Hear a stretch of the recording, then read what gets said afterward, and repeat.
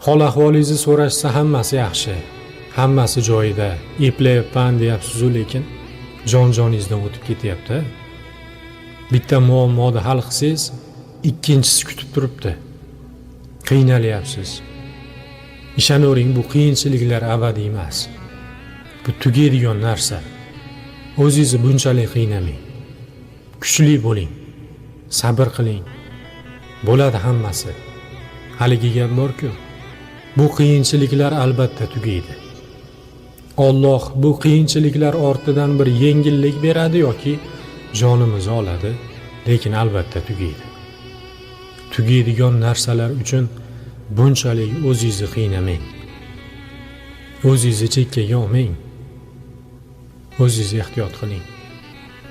Siz kuchli insonsiz. Eplaysiz hali hammasini. Joningiz omon bo'lsin.